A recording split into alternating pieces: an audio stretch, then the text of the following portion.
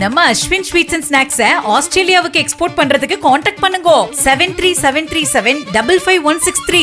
தமிழ்நாட்டினுடைய ஆளுநர் அர்லேக்கர் அவர்கள் வந்திருக்கின்றார். தமிழக ஆளுநருக்கு ஒரு உற்சாகமான வரவேற்பை வழங்க இருக்கின்றார்கள். ஆளுநர் வந்திருக்கக்கூடிய சூழ்நிலையிலே தமிழக வெற்றி கழகத்தினர் உற்சாக வரவேற்பை வழங்கி இருக்கின்றார்கள். மலர் கொத்து கொடுத்து வரவேற்றிருக்கின்றார் விஜய்.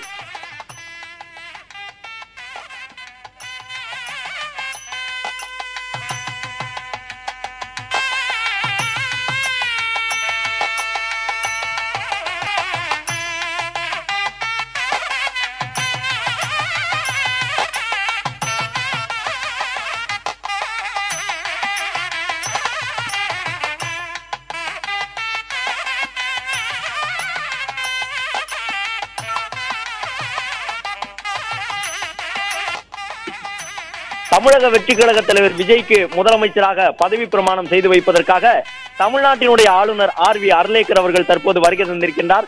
மலர் கொத்து வழங்கி ஆளுநரை உள்ளே வரவேற்று அழைத்து சென்றிருக்கின்றார்.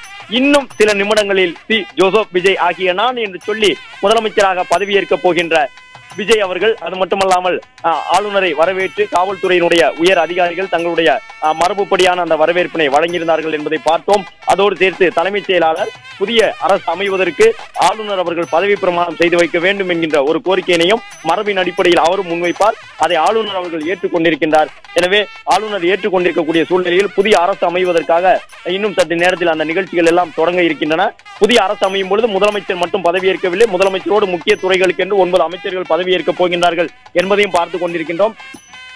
தமிழ்நாட்டு அரசியலில் இதுவரை இல்லாத திருப்பமாக நேரு உள்விளையாட்டு அரங்கத்தில் தற்போது நடைபெறக்கூடிய இந்த நிகழ்ச்சியிலே தமிழகத்தினுடைய புதிய முதலமைச்சராக விஜய் அவர்கள் பதவியேற்றுக் கொள்ள இருக்கின்றார். ஏற்கனவே 5 கட்சிகள் ஆதரவு கொடுத்திருக்கின்றார்கள். அதில் காங்கிரஸ் கட்சி மற்றும் அமைச்சரவையில் இடம்பெறும் என்று சொல்லி இருக்கின்றார்கள்.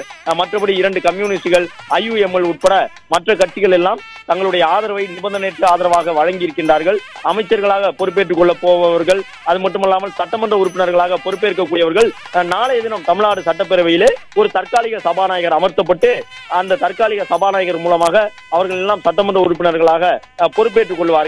அமைச்சரவையிலே இடம்பெறப் போகின்ற கூடுதலான நபர்கள் யார் யார் என்பதை எல்லாம் அடுத்தடுத்து நாம் பார்க்க இருக்கின்றோம்.